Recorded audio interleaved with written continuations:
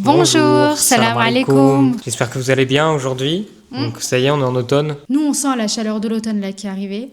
On se pose dans le canapé avec des plaids, des La chaussettes. fraîcheur, du coup. Mais il y a de la chaleur à l'intérieur, c'est Oui, ça que je veux ok, dire. d'accord. Mais on sent la fraîcheur de l'automne et du coup, on va se mettre au chaud. Ouais. Ouais. On est content d'être en automne, alhamdulillah. Faut jamais se Alhamdulillah. plaindre du temps de toute façon. Tu m'as envoyé un hadith aujourd'hui qui parlait de ça, qui disait Oui, un que... hadith qudsi. que Après, c'est c'était- le temps, pas la météo, c'est le temps. Ah oui, bah moi j'ai compris que c'était le Non, temps non. quoi. Peu importe, de toute façon je vais pas me plaindre du temps qui Non. fait ou du temps Oui. qui passe trop vite ou trop lentement puisque c'est Dieu qui en a décidé ainsi. Donc c'était un bon rappel. Ok, 3 histoires de convertis. Ouais, Comme c'est le d'habitude. retour. Si vous avez des histoires à raconter, que vous avez des amis qui ont des histoires, qui sont convertis, que vous avez un parent qui est converti, un frère, une sœur, Ou vous-même. Oui, après eux-mêmes, c'est eux-mêmes d'abord. Un ami, un mari qui s'est converti. Et écrivez-nous l'histoire s'ils sont d'accord avec leur autorisation. Parce que Vous pouvez nous l'envoyer on par sera mail. content de lire ça. Oui. On vous remet l'adresse mail, ouais. C'est parti pour les histoires. Donc les résumés pour commencer, et puis après les histoires. Le chemin de Mariano Ricardo. Mariano, Ricardo, Caillé, d'accord, c'est bon. Le chemin de Mariano Ricardo Calé. Moi je découvre là. Ok. Le chemin de Mariano Ricardo Calé fut marqué par la foi, les épreuves et une quête inlassable de vérité. De la Bible lue dans son enfance au Codex Maya jusqu'à la découverte du Coran, son âme cherchait un sens plus profond. Un jour, une simple visite dans une mosquée bouleversa sa vie pour toujours. Ok, c'est un triomphe. Mariano. J'étais bien parti, mais après... Mariano, ouais, ça passe. Histoire numéro 2. Né dans une famille adventiste et élevé dans la méfiance envers les musulmans, son enfance aux Philippines fut marquée par l'endoctrinement et la haine héritée de son environnement. Tout changea lorsqu'une simple question posée par un ancien adventiste devenu musulman ébranla ses certitudes et ouvrit une brèche dans ses croyances. Commence alors un chemin de doute, de recherche et de révélation jusqu'à sa rencontre décisive avec l'islam. Histoire numéro 3. De l'admiration pour un acteur disparu trop tôt à la découverte d'une communauté empreinte de dignité et de compassion, elle raconte comment l'islam a transformé sa vision du monde. Ok. C'est parti. Allez, on se met pépère ici, tranquille. À Et lire c'est des le histoires. début. Il manque plus que la cheminée là. Ouais. Je vous mets une cheminée là. Vous l'avez. Moi, je me rajoute une charge de montage. Mais oui, qui t'a demandé de rajouter une cheminée? Mon nom est Mariano Ricardo Calé. C'est un peu mieux. Je viens de Buenos Aires. Comment Ouais, Buenos Aires, Buenos Aires, ok. en Argentine. En Argentine. Pas la capitale, mais la province. Avant d'embrasser l'islam, j'étais catholique. J'avais été baptisé, j'avais fait ma communion, puis ma confirmation. Depuis mon enfance, j'avais toujours été en contact étroit avec la religion par l'entremise de ma mère et de ma grand-mère maternelle. J'avais, dès l'âge de 7 ans, été un lecteur assidu de la Bible. J'avais commencé avec une Bible pour enfants rédigée en espagnol. Mes héros étaient David, Noé et Job. Alayhum salam. Job, c'est Ayoub, ça. À l'âge de 11 ans, je priais chaque nuit. Parfois, je pleurais lorsque je m'adressais à Dieu. À l'adolescence, toutefois, je tombais dans l'enfer de la drogue jusqu'à ce que je traverse une crise à l'âge de 21 ans. Ma quête de vérité, cependant, demeurait vivante. À l'âge de 24 ans, je me mis à prier avec plus de ferveur. Je récitais 24 prières par jour, Notre Père, je vous salue Marie, etc. Parfois sous l'eau froide de la douche, à genoux. Nous n'avions pas l'eau chaude. Je me tins à ce rituel durant toute une année. Je n'eus pas l'impression d'en tirer quoi que ce soit, mais Dieu sait mieux. Au début de l'an dernier, j'étudiais les codex Maya, l'Atlantis, les pyramides de Khufu, et j'étudiais également la langue arabe parce que je souhaitais pouvoir comprendre les paroles des chansons arabes que j'écoutais parfois. J'étudiais d'abord par moi-même à l'aide d'un livre. 2 semaines plus tard, j'arrivais déjà à déchiffrer certains mots. Alors quand j'allais passer un test au collège, le professeur me classa tout de suite au 2e niveau, ce qui m'évita de suivre un cours d'initiation de 4 mois, alhamdulillah. Puis j'entrais à l'université, mais je restais en contact par courriel avec mon professeur d'arabe. Un jour, lors d'une foire du livre, ma mère prit 2 petits livrets sur l'islam offerts gratuitement. Je les lus et je fus intrigué par des versets du Coran qui faisaient référence à la science. Les livrets parlaient également de Muhammad sallallahu alayhi wa sallam et je me dis que cet homme était un modèle pour moi. Puis un jour, Peu de temps après, je cessais de fumer et de boire. Je n'avais jamais été ivrogne, mais je décidai de ne plus consommer du tout d'alcool. Ce fut une décision personnelle et non reliée à mes lectures sur l'islam, car jamais je n'avais pensé devenir musulman avant le jour où je décidai de prononcer la shahada, profession de foi. Je voulus acheter un Coran en arabe pour pratiquer les quelques éléments que j'avais appris et pour accélérer mon apprentissage de cette langue. Mon professeur me dit que je pourrais en obtenir un gratuitement à la mosquée de Palermo, à Buenos Aires. J'y allais le jour même, juste pour obtenir un exemplaire du Coran, et me demandais comment un si bel endroit pouvait être aussi vide. Je m'expliquais ce fait en me disant que l'Argentine n'est pas un pays musulman.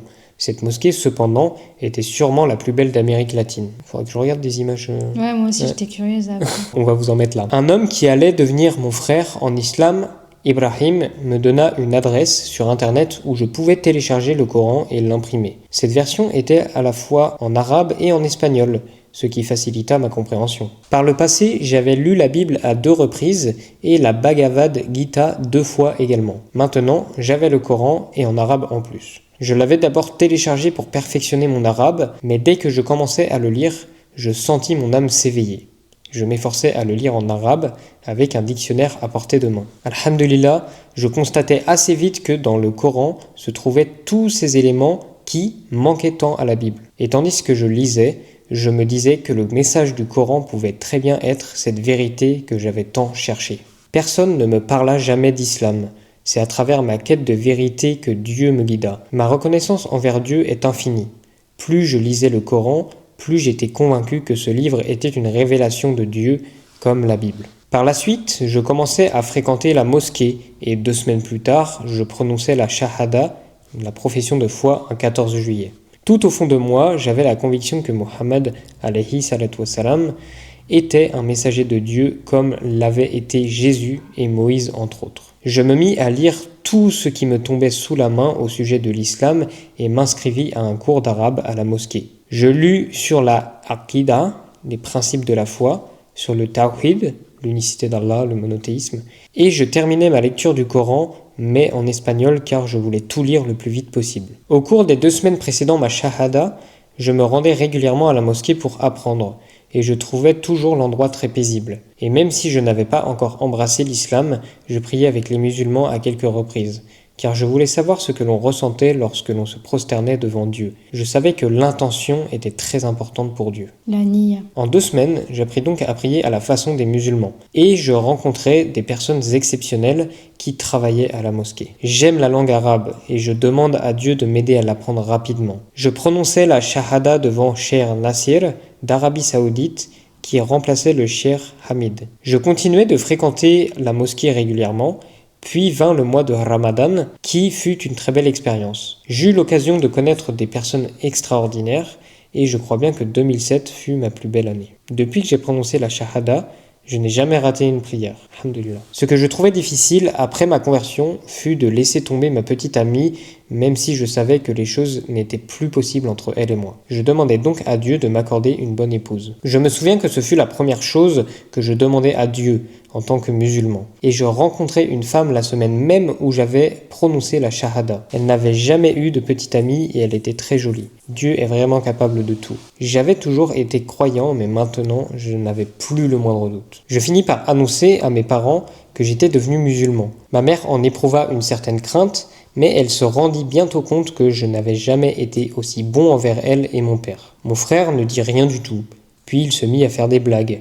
Mais comme je suis celui qui a le plus grand sens de l'humour chez moi, je n'en fis aucun cas. Je trouvai ensuite un emploi et dès le premier jour, je demandai à mon patron un endroit pour faire mes prières, ce qui ne causa aucun problème, alhamdulillah.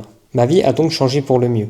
Je souris plus et je suis meilleur avec les gens. J'essaye d'aller à la mosquée quand je trouve le temps, mais c'est plus difficile depuis que je suis retourné en études et que j'ai trouvé un meilleur emploi. Mais je garde toujours avec moi un livre à lire, comme Sahih Muslim. La réaction de mes amis fut plutôt amusante. Alhamdulillah, j'ai toujours eu de très bons amis, des amis de tout genre, car j'aime apprendre de différentes personnes. Mes meilleurs amis sont catholiques pratiquants.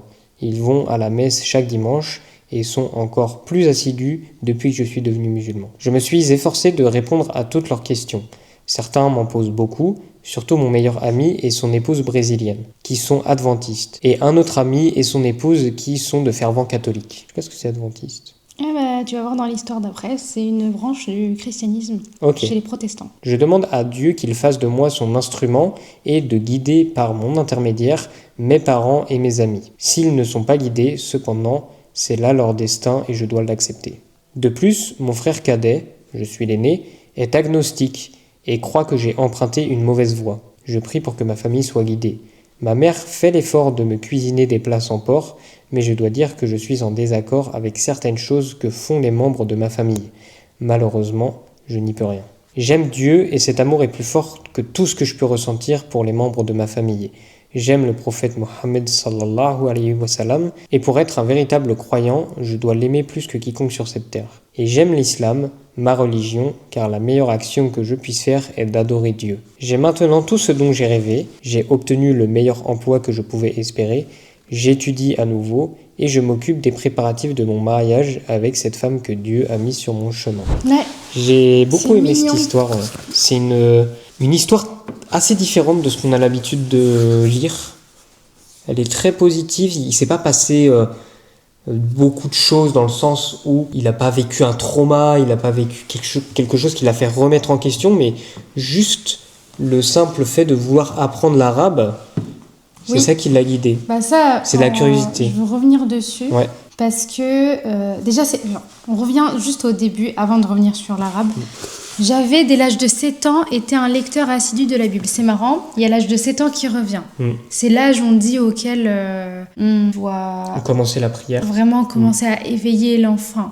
On l'éveille déjà parce qu'on lui montre un petit peu la prière, il nous voit prier, on parle de Dieu. De toute façon, la religion fait partie de notre vie, donc l'enfant, il voit bien que la religion fait partie de notre vie. Et puis, un enfant, ça comprend tout. Je pense même dans le ventre de sa maman, il comprend, il ressent beaucoup de choses. Donc, à l'âge de 7 ans, il est déjà plus conscient des choses, plus mature. Et du coup, on peut lui faire comprendre des choses un peu plus compliquées, comme se mettre à faire la prière concrètement, quoi, obligatoirement.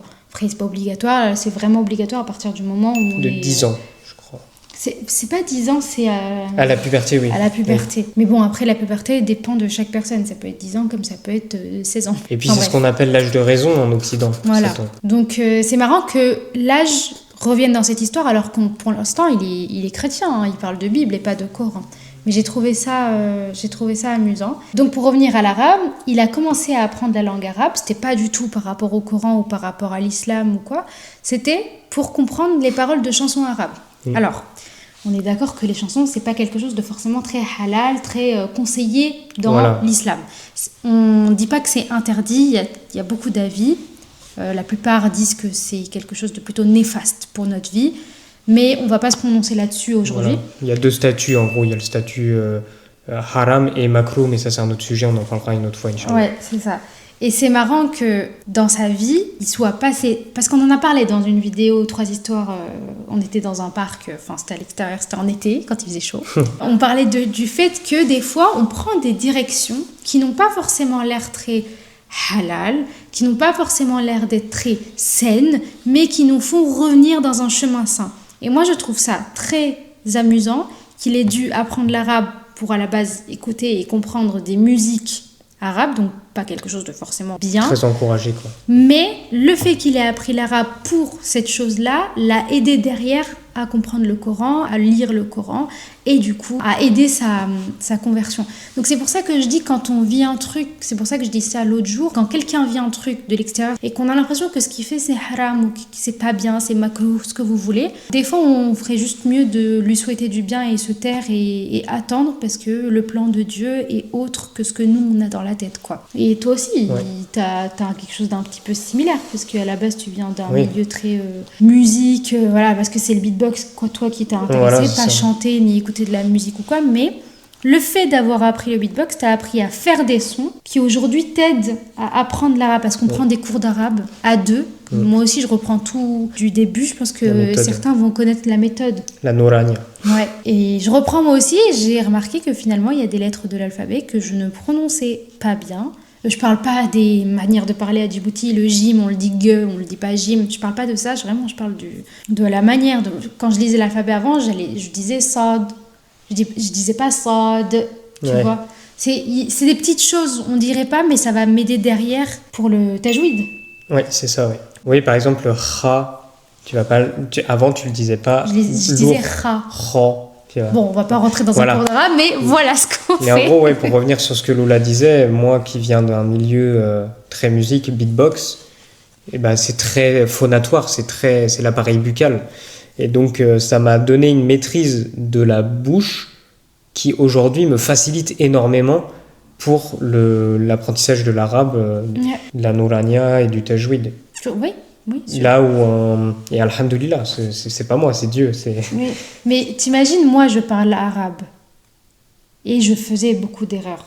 Alors toi, qui viens d'un monde, qui vient d'une famille qui ne parle pas du tout arabe, même pas une autre langue étrangère, qui te retrouve à apprendre ça et qui, comme par hasard, a fait du beatbox dans sa vie plus tôt et qui, comme par hasard, tu vois, tu as été aidé par le beatbox. Alors que si on te voyait, si on parlait de toi à l'âge de, je sais pas moi, 21 ans, on te voit faire du beatbox, on te voit aller à des événements beatbox, c'est beaucoup des soirées, c'est comme des festivals. Il y a des gens qui boivent, d'autres qui boivent pas. Il y a de la proximité qui peut être gênante, notamment pour nous, du coup. Mais du coup, quand on te voit participer à ce genre de choses, sachant que tu faisais pas non plus partie des gens qui allaient en after et qui buvaient ou quoi, tu ne buvais pas. Oui. Si on te voit à 21 ans, on se dit, bah lui...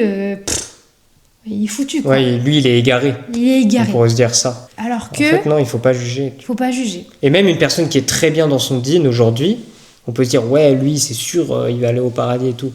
Bah, il faut arrêter d'être sur ces acquis-là, en fait. C'est... Déjà, on peut pas dire ça. Personne ne peut dire ça. Que ce soit d'un sens, donc l'enfer, ou de l'autre, le paradis, on peut pas dire ça. Alors, voilà. Par contre, si tu vois quelqu'un qui est droit dans son dîne, il faut l'encourager et quand même faire des invocations pour lui, pour qu'il reste droit dans sa religion. De toute façon, il faut jamais casser les gens qui font des péchés parce qu'on en fait tous. Ce qui est bien dans cette histoire-là, c'est qu'il a relevé toutes les belles choses. Il s'est pas plaint, en fait, dans l'histoire. C'est pour ça que je trouve qu'elle sort du lot, cette histoire. Elle est assez simple, différente. Et en fait, c'est le positif, quoi. Si, il y a un truc juste rapidement sur lequel je veux revenir. Il dit, à la toute fin, là, il dit « J'aime Dieu et cet amour est plus fort que tout ce que je peux ressentir pour les membres de ma famille. Et j'aime le prophète Mohammed, alayhi salatu wassalam. Et pour être un véritable croyant, je dois l'aimer plus que quiconque sur cette terre. » Ça, alors, si on n'est pas musulman ou si on ne s'est pas renseigné sur le sujet, ça peut paraître bizarre. Mais en fait, c'est intéressant parce que je suis tombé là-dessus il y a même un jour ou 2 jours. C'est tout ce qu'il y a sur cette terre, c'est Dieu qui l'a créé. Que ce soit une activité que tu aimes, que ce soit une personne que tu aimes, que ce soit de la nourriture que tu aimes, peu importe ce que c'est Dieu qui l'a créé, c'est quelque chose qui a été créé par Dieu. Donc pourquoi aimer une création plus que le créateur lui-même? Ouais, c'est pas facile à comprendre. C'est pas facile à comprendre, mais ça vaut le coup de méditer là-dessus. Et c'est important en islam. Mais on aime sa création. Ah oui, ça n'empêche pas, par contre. Ça n'empêche pas. Du coup, il rappelle qu'on est censé aimer le prophète sallallahu alayhi wa sallam plus que ses propres parents. Ouais. Mais ça veut pas dire qu'on aime moins ses parents. Enfin, imagine tu aimes tes parents d'une certaine manière. Tu vas te mettre à aimer le prophète alayhi salatu wa sallam d'une certaine manière. Tu vas pas moins aimer tes parents pour aimer plus le prophète alayhi salatu wa sallam. C'est comme quand tu as plusieurs enfants. C'est pas parce que tu as un deuxième enfant que ton amour il est moindre pour le premier. En fait, tu vas multiplier ton amour. C'est comme les connaissances. Quand on engrange des nouvelles connaissances, on supprime pas celles d'avant. Et en fait, cet amour pour Dieu permet de rester bien droit dans sa religion, de faire de bonnes œuvres. Enfin, ça a tellement de bienfaits. Tout ce que Allah et son prophète alayhi salatu wa sallam nous commandent, de toute façon, ce sont des bienfaits pour nous. Ok, on passe à la deuxième histoire. Deuxième histoire ? Ah, c'est les adventistes, là. Alors, je suis née le 2 décembre 1959 aux Philippines. Mes parents étaient depuis toujours des adventistes du 7e jour, une des nombreuses branches du christianisme. Chez les protestants, du coup, j'ai regardé. On vous met en quoi croient les adventistes. Depuis mon enfance et jusqu'au jour de ma conversion à l'islam, en 1981, je fus moi aussi un fidèle adventiste. Mon père était un ancien membre de la ILIGA, c'est une milice chrétienne, et de la CHDF, 2 groupes créés par l'ancien dictateur Ferdinand Edralin Marcos. Donc déjà, il y a un dictateur dans l'histoire. La ILIGA est le nom donné à une milice chrétienne entraînée à saisir les terres des musulmans et à détruire les musulmans dans le sud des Philippines. Ses membres sont si endoctrinés qu'ils vont jusqu'à croire qu'ils sont protégés par une veste pare-balles invisible et que les balles d'armes à feu ne les atteignent pas.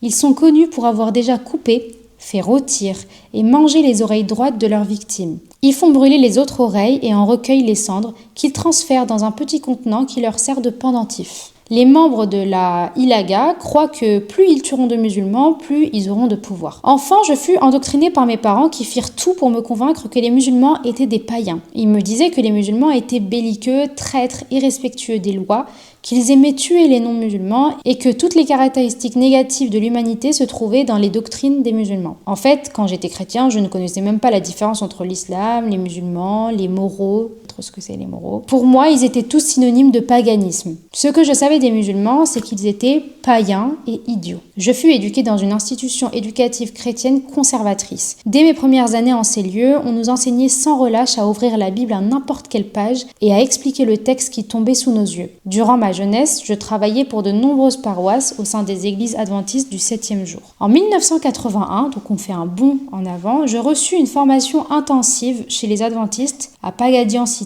sur la façon de prêcher le christianisme, surtout au sein des communautés musulmanes dans lesquelles je m'infiltrais, sous prétexte de leur vendre des ouvrages médicaux. On nous envoyait un jour un petit groupe dans le sud des Philippines pour prêcher nos croyances en faisant du porte-à-porte chez les particuliers, de même que chez les commerçants.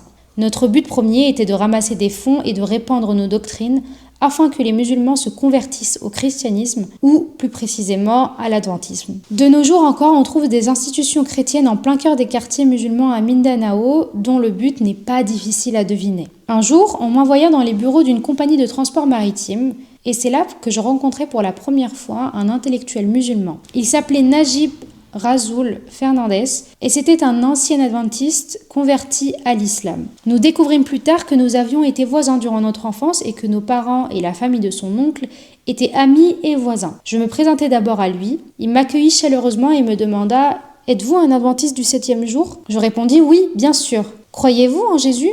Évidemment, je ne serais pas adventiste si je ne croyais pas en Jésus et je ne suivais pas son exemple. Il me dit « Vous êtes adventiste du 7e jour. » Jésus était-il adventiste du 7e jour ? Je savais que si je répondais par l'affirmative, il me demanderait alors « Pouvez-vous me montrer le passage dans la Bible où il est écrit que Jésus était adventiste du 7e jour ?» Or, je savais bien qu'un tel passage n'existait pas. Cette question me laissait interdit car c'était bien la première fois qu'on me la posait.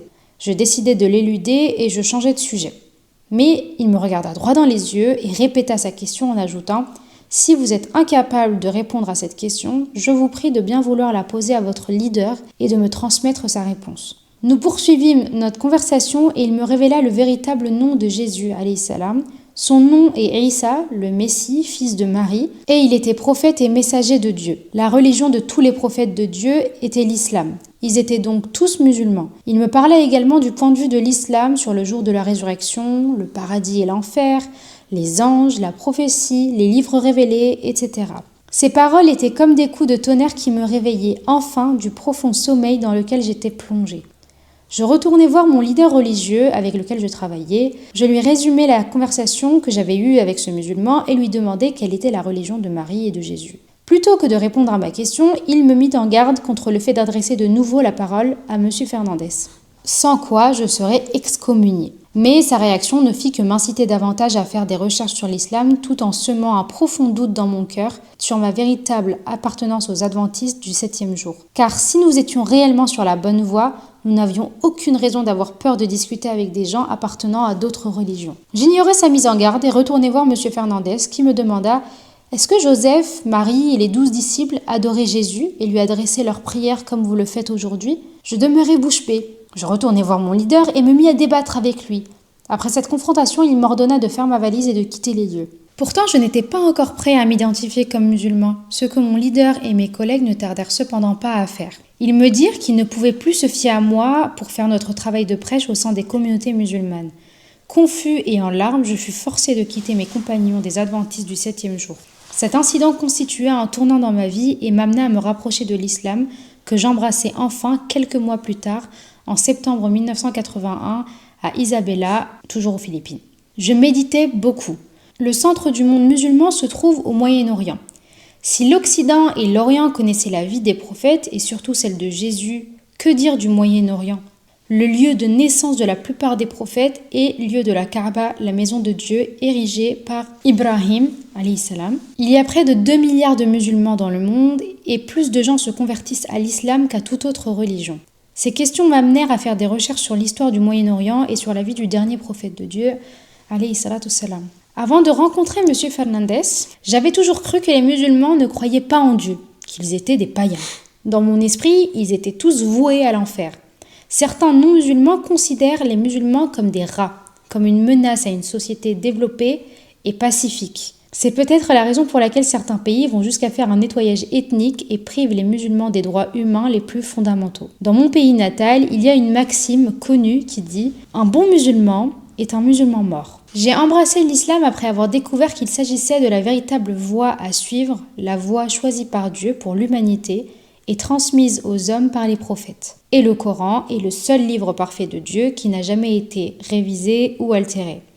J'invite les non-musulmans à s'informer davantage sur l'islam en lisant le Coran et les hadiths authentiques. Au moment où j'écris, la population des Philippines est de 95 millions de personnes, dont 10% seulement sont musulmans. Ce qui signifie que plus de 80 millions de personnes sont non musulmanes et la majorité d'entre elles sont chrétiennes. La plupart des prêcheurs musulmans aux Philippines se voient contraints à émigrer dans des pays arabo-musulmans pour arriver à survivre financièrement. Si nos frères arabo-musulmans sont sincères dans leur désir de faire connaître l'islam aux non-musulmans, pourquoi ne nous renvoient-ils pas dans notre pays avec un soutien financier qui nous aiderait à le faire ? Il est facile pour les Philippins de comprendre l'islam car notre culture et nos traditions tirent leur source dans l'islam. Historiquement, l'islam apparut aux Philippines en 1380, soit près de 200 ans avant le christianisme qui est apparu en mars 1521. Il est très précis. Les musulmans sont une minorité à cause des guerres civiles incessantes, des luttes pour l'indépendance et des efforts énormes et des activités généreusement financées par des missionnaires chrétiens. Les premiers Philippins à se convertir au christianisme ne le firent pas parce qu'ils aimaient et comprenaient le christianisme. Ils y furent forcés à la pointe des fusils apportés par les chrétiens espagnols. Personnellement, prêcher l'islam aux chrétiens est un défi qui me plaît. Comme j'ai déjà de l'expérience dans le prêche, je suis tout aussi enthousiaste que lorsque je prêche l'islam publiquement ou en privé. Alhamdulillah, je crois sincèrement que la lumière sert à éclairer les ténèbres et c'est pourquoi les non-musulmans ont besoin de l'islam pour avoir cette lumière et embrasser la vérité. Il y a beaucoup de choses. Subhanallah, c'est une belle histoire. Bah là, c'est beaucoup plus violent. Là, du coup, on retrouve la violence qu'on a pu retrouver dans d'autres histoires, ouais. Mais là, c'est quand même très violent. Là, c'est très violent. Là, on parle quand même d'une branche du christianisme qui est très violente. Évidemment, tous les chrétiens ne sont pas violents. Alors, je ne sais pas si c'est la branche qui était très violente ou les personnes de cette branche-là qui habitent aux Philippines à cette époque-là. Ah oui, c'est vrai, bien vu. C'est vrai que j'ai associé les deux. Sur la branche, ouais. J'ai associé les deux, mais c'est vrai. De toute façon, et ça, j'ai envie de faire un parallèle avec l'islam, parce que c'est très intéressant. Le sectarisme, l'identification à un groupe en islam, c'est quelque chose d'interdit. On ne peut pas s'affilier à un groupe. Oui, je suis coraniste. Oui, je suis chiite. Oui, je suis même sunnite. C'est vrai qu'on dit sunnite, nous, pour les sunnites, pour ceux qui suivent la sunna. On ne se présente pas comme sunnite. Non, voilà, c'est ça. On ne se présente pas comme sunnite. On suit la sunna. Mais l'affiliation à un groupe, en islam, c'est très mauvais. Voilà ce que ça donne. Dans le christianisme, on l'a vu, il y a beaucoup trop de branches, beaucoup trop de sous-branches, et ça crée des désaccords permanents. Et en fait, même les fidèles entre eux, ils deviennent presque ennemis. Et l'islam nous préserve de ça, parce que Dieu nous appelle à être des musulmans, un point c'est tout. Et à suivre la sunna du prophète, alayhi salatu wassalam. Ouais, c'est l'islam qui nous préserve de ça, pas les musulmans. Oui. On fait une différence toujours entre islam et musulmans. Parce qu'il y a de l'affiliation encore chez les musulmans à des groupes. Mais même sans être dans des groupes de religion comme sunnite ou chiite ou quoi, mais juste je suis djiboutienne, tu vois, je suis musulmane djiboutienne, je suis musulmane d'Arabie Saoudite, non. Même c'est ça. Mais c'est intéressant ce que tu dis, parce qu'il y a aussi du communautarisme, notamment chez, dans les tribus, par exemple dans certains pays comme à Djibouti, il y a beaucoup de tribalisme. Ça, c'est pas du tout conforme à l'islam. Et même, il y a certaines personnes qui vont dire, oui, moi, je veux me marier avec un Marocain parce que je suis Marocain. Enfin, je veux me marier avec... Ou un Djiboutien parce que je suis... Il y en a beaucoup qui sont comme ça. Ou pour être plus précis, je suis Somali, donc je veux me marier avec quelqu'un de Somalie. Mais oui, on a déjà entendu pour les Marocains, et c'est pas quelque chose qui est caché. On cite personne parce que de toute façon, on n'a personne à citer, mais ça existe. C'est un comportement qui est blâmable, et il vaut mieux il vaut mieux s'éloigner de ça. Ouais. Oui, il y a un moment, celui qui raconte l'histoire, il dit que le groupe, les adventistes, ils voulaient plus de pouvoir Je sais pas si tu te souviens de ce moment-là. C'était au début. Les membres de l'Iliga croient que plus ils tueront de musulmans, plus ils auront de pouvoir. Du coup. Donc là, l'intention, elle est corrompue. Et même d'un point de vue purement christianisme, c'est pas conforme au christianisme. Puisque le pouvoir est un vice. Donc déjà, on a l'intention qui est corrompue à ce niveau-là. Et c'est très intéressant aussi quand il dit que ces gens-là pensaient que les musulmans étaient des païens. Ouais. Et alors, je vous renvoie à un podcast, L'Islam dans l'Histoire. On en a déjà parlé sur cette chaîne. Et justement, il y a un épisode où il parle de la Kaaba et que, à travers l'histoire, la Kaaba, elle a été victime de nombreux préjugés et d'idées reçues, notamment dans la vision occidentale, où il y a des gens, alors ils pensent ou ils ont fait exprès de penser pour dénigrer l'islam. La chose suivante, c'est que la Kaaba, c'est une idole païenne et que les musulmans seraient en train de prier la Kaaba elle-même. Pour l'historien du XIIe siècle, Jacques de Vitry, la Kaaba n'est ni plus ni moins que le tombeau du prophète, sallallahu alayhi wa sallam. D'autres la voient comme l'objet principal du culte musulman, une sorte d'idole venue se substituer à celle que l'islam est venu combattre. Ça montre l'ignorance. Il y a juste à lire le Coran et faire 2-3 recherches pour se rendre compte que c'est totalement faux. Oui, donc en fait, ils arrivaient à contrôler les gens en les gardant dans l'ignorance. C'est pourquoi, quand on vous dit, si vous vous intéressez à l'islam, ne restez pas dans l'ignorance ou dans des choses très basiques. Allez réfléchir, allez chercher, allez parler, allez échanger. Soyez constamment dans l'apprentissage. Restez pas avec ce qu'on vous a appris de base ou les premières infos que vous avez vues sur Internet. Allez chercher plus loin. L'islam nous demande d'aller apprendre, d'aller chercher, d'aller réfléchir. C'est une religion de réflexion. Donc, mais c'est pour ça que le musulman, il a eu... l'inverse. Franchement, le musulman dans l'histoire, il a eu un comportement exemplaire. Parce qu'il a posé des questions avec douceur et il n'a pas eu peur des réponses en fait. Ça. Mais c'est pas, il a même pas eu peur d'aller poser la question elle-même parce qu'il allait poser la question à son supérieur. Oui, c'est ça. Il s'est pas énervé, il s'est pas dit ah lui c'est un chrétien, nanana. Il a juste dit avec sagesse, va poser la question à son supérieur. Ah, ça c'est l'autre musulman. Ah, voilà. On parle pas du même. Moi je pensais que tu parlais du mec de l'histoire. Là, c'est vrai qu'il n'y a pas de nom, le monsieur. Voilà. Mais lui, il avait confiance. Il savait que sa religion c'était la religion de la vérité, donc il n'avait pas peur. Oui. Alors que le leader là du groupe, il s'est énervé tout de suite. Il s'est énervé, il a même pas répondu à la question. Du coup, le mec là qui allait voir Monsieur Fernandez et qui allait voir son supérieur hiérarchique. Celui qui raconte l'histoire. Lui aussi, il a eu un bon comportement parce que du coup, il a accepté qu'il n'avait pas la réponse à une question. Et il s'est dit, bon, je vais vraiment aller poser la question à mon supérieur sans avoir peur des retombées. Il aurait pu avoir peur parce qu'il détestait les musulmans, ce groupe-là. Mais il est quand même allé poser la question. Oui, c'est vrai. Et il est retourné une deuxième fois à essayer d'avoir un débat avec lui. Il dit qu'il a un débat avec lui. Bon, moi, j'en doute parce que vu le personnage qu'il raconte, je vois mal comment on peut avoir un débat avec lui. Mais il a retenté d'avoir une conversation et il s'est fermé et il l'a complètement renvoyé. Ouais, le leader, là, tu parles. Ouais. C'est un comportement faible d'esprit, très faible d'esprit. Parce que déjà, il n'a même pas répondu à la question et c'est des comportements de gens qui manipulent. L'histoire, c'est vrai qu'au début, elle commence très violemment. Mais comme quoi, un enfant qui a grandi dans la haine de l'islam, vraiment dans la haine, parce que c'est vraiment ce qu'il dit et qui a été endoctriné carrément, peut carrément finir musulman si Dieu le veut. Il y a de l'espoir pour tout le monde. Et le musulman aussi, il a eu un comportement exemplaire, dans le sens où souvent il y a l'argument qui revient, oui, mais les musulmans, ils appellent à tuer les chrétiens et les mécréants. Ça, c'est totalement faux. Je vous mets une vidéo en description qui réfute cet argument. Voilà. Allez faire des recherches. Puis... En tout cas, belle histoire. Merci pour ce partage. Et puis on va attaquer avec la troisième histoire. Monsieur Anonyme, parce qu'on n'a pas son nom. Alors, j'aime bien la première phrase de l'histoire. Oui, elle commence bien. Il n'y a pas d'autre Dieu qu'Allah et Mohammed est son messager. Telles sont les paroles de la shahada, la profession de foi, par laquelle une personne devient musulmane. Le Créateur possède de nombreux noms et attributs. Sa sagesse est omniprésente et se manifeste par l'amour, la tolérance et la compassion présents dans notre communauté. C'est lui qui nous fait sortir d'un individualisme belliqueux tel qu'on le retrouve dans les sociétés occidentales pour nous guider et nous amener à croire en lui, ce qui nous apporte une dignité en tant qu'être humain et nous fait prendre conscience de nos obligations envers les autres créatures. Mon cheminement vers la shahada a débuté lorsque Tony Richardson, un acteur, pour qui j'avais beaucoup d'admiration, est mort du sida. Il était déjà un professionnel brillant et reconnu mondialement lorsque je le rencontrais dans les coulisses lors de la présentation de la pièce Luther à l'âge de 14 ans. Écrire des pièces de théâtre a toujours été pour moi une façon de trouver un certain équilibre spirituel et émotionnel tout au fond de moi et aussi une réconciliation entre moi et un monde que je trouve plutôt barbare, ce que je crois lié à certaines épreuves vécues dans mon enfance. Plutôt que de me battre avec le monde, je remets mes conflits intérieurs entre les mains des acteurs qui jouent dans mes pièces. Étonnamment, certains d'entre nous avons même grandi ensemble. Je commençais donc à produire des pièces à l'âge de 17 ans et je gardais toujours espoir de réaliser un jour mon rêve d'enfance, qui était d'étudier et de travailler avec M. Richardson. Lorsqu'il vint s'installer aux États-Unis, il était anglais, où il vécut son homosexualité, le sida l'emporta.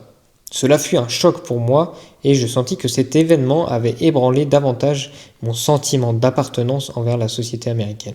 Je me mis à chercher en dehors de cette société et en dehors des sociétés occidentales en général un sens à ma vie. Je dirigeais mes recherches vers l'islam.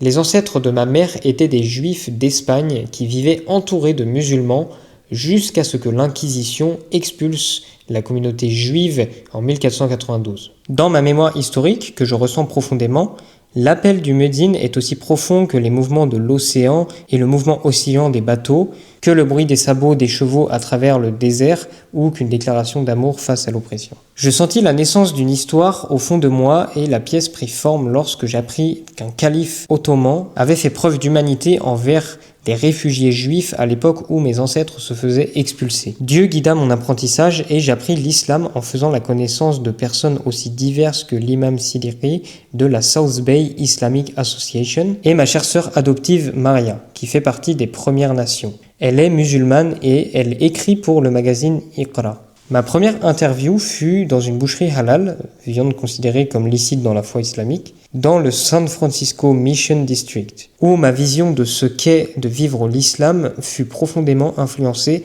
par la première musulmane que je rencontrais. C'était une cliente qui portait le hijab. Elle était d'une grande gentillesse, possédait de très belles manières et elle parlait, lisait et écrivait 4 langues. Son intelligence, alliée à son absence totale d'arrogance, eut un effet profond sur moi. Je voyais pour la première fois de quelle façon l'islam peut modeler le comportement humain. Je ne me doutais pas à ce moment-là que non seulement une pièce allait naître, mais aussi une nouvelle musulmane.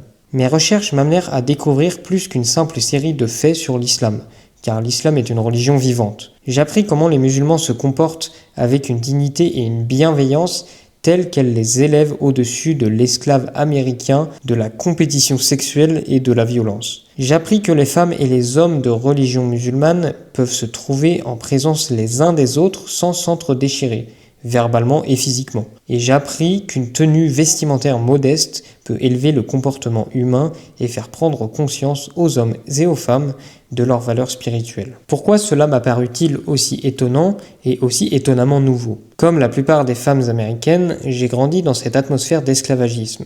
Non seulement y avait-il dans ma famille des gens atteints de déviance sexuelle, mais dès mon plus jeune âge, avant même que j'aie 7 ans, mon apparence physique fut constamment jugée de façon négative par mes camarades. J'appris dès mon enfance que dans la société américaine, ma valeur en tant qu'être humain ne consistait qu'en mon pouvoir de séduction, ou dans mon cas, en l'absence de ce dernier.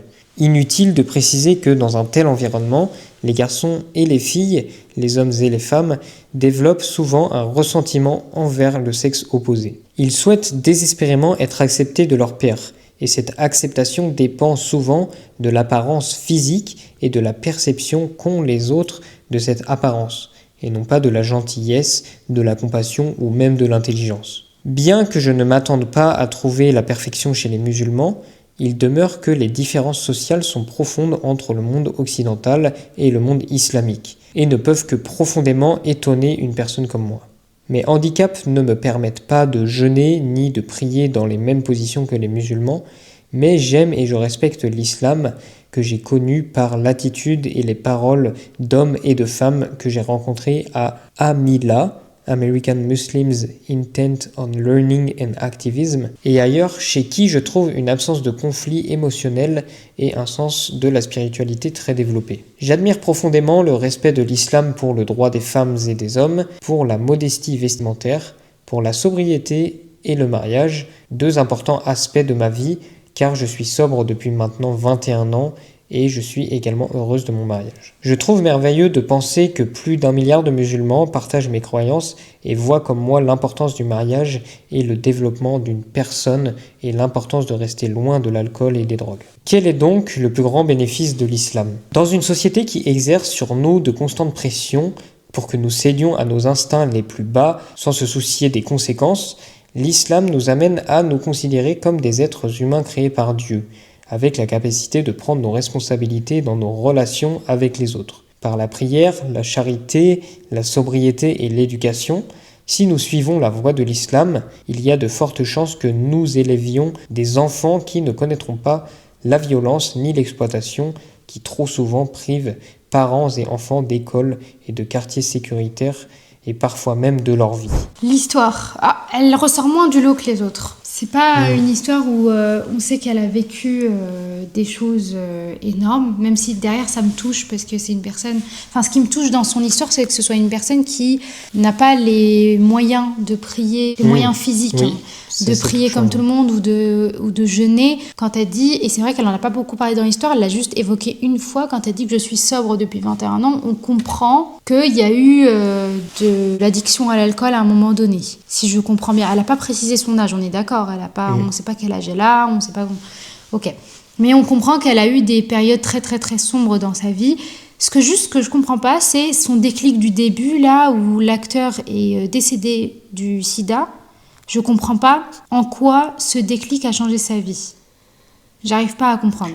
J'avoue que c'est sûr, elle est un peu compliquée à comprendre. Ce que je comprends juste, c'est qu'elle a eu des déclics et que derrière, malgré les difficultés qu'elle a eues dans la vie, au niveau de l'alcool ou au niveau de sa santé, je sais pas si ça vient de l'alcool, les problèmes de santé, mais au niveau de sa santé ou au niveau de l'alcool, elle est...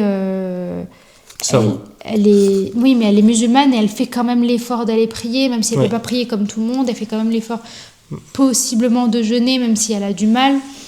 Dans ses capacités, de toute façon. Voilà, mais c'est bien.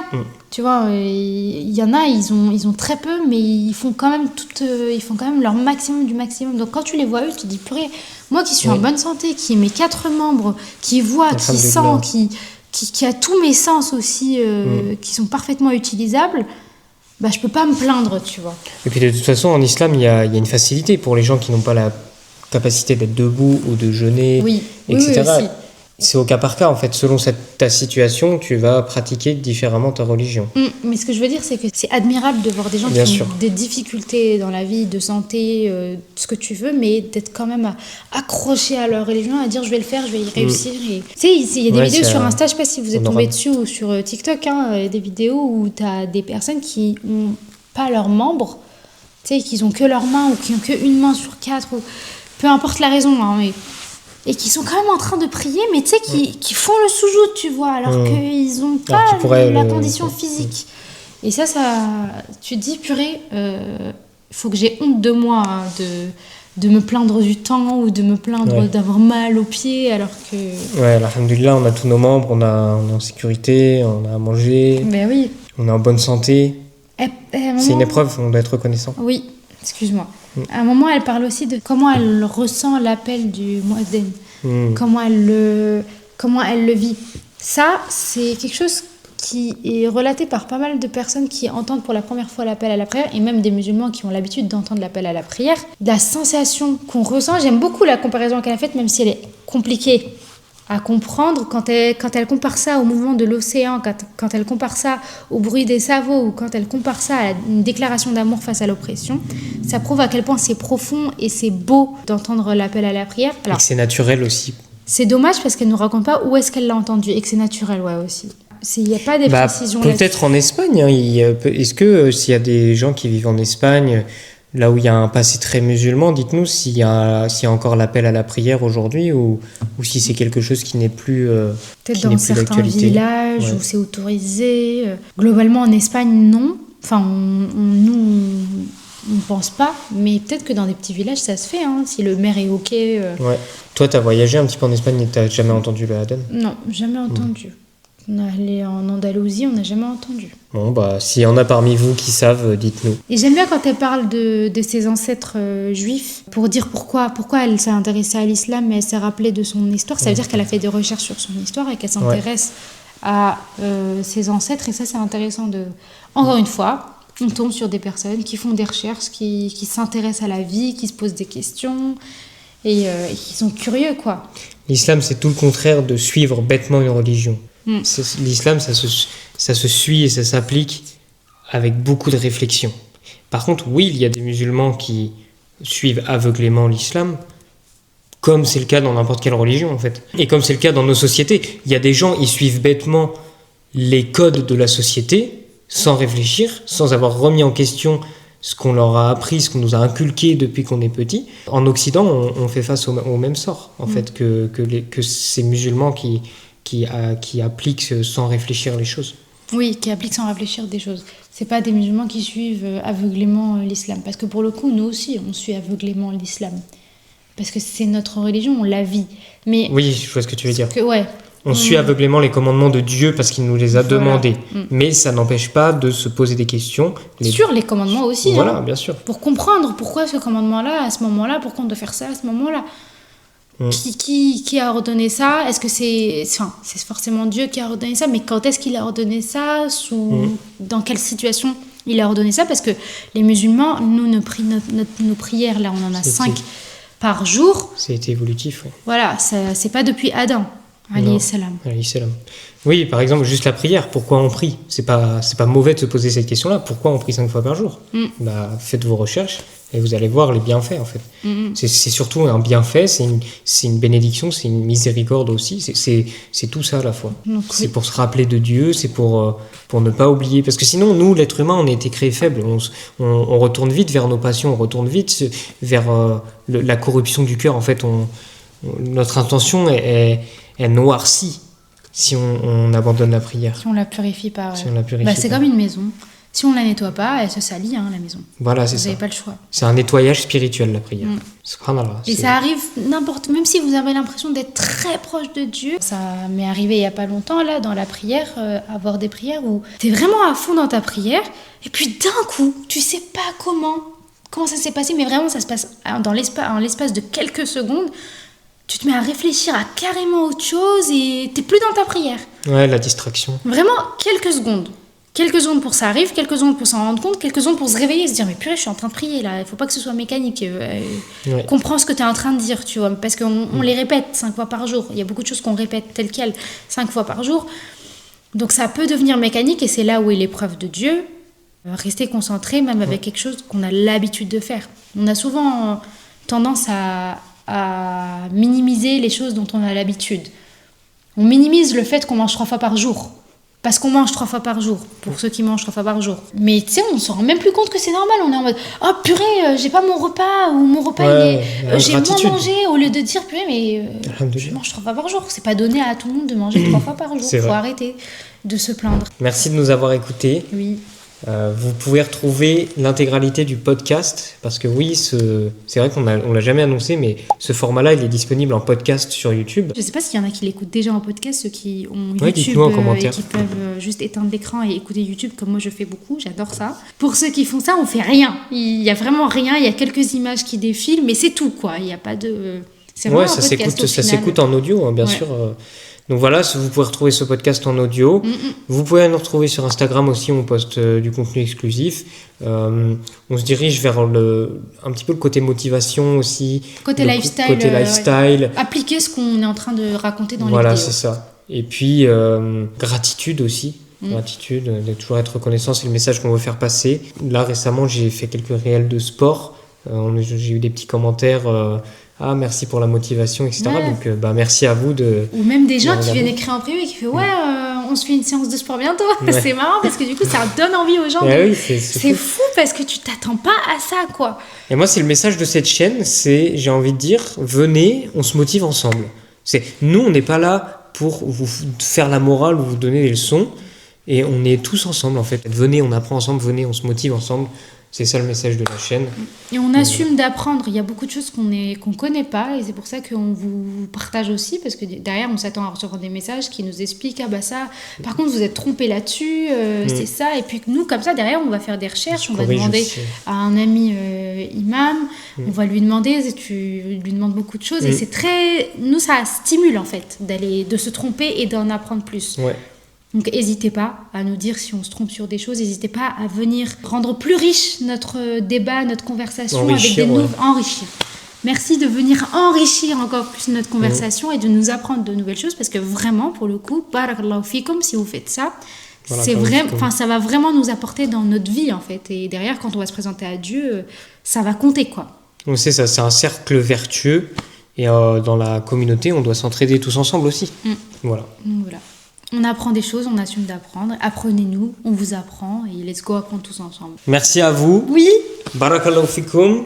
Allahu alam. Semaine prochaine, Inch'Allah, vidéo sur le mariage. Bilan mariage. Inch'Allah. Restez connectés, Inch'Allah. Et puis à bientôt les amis Spicy. À bientôt.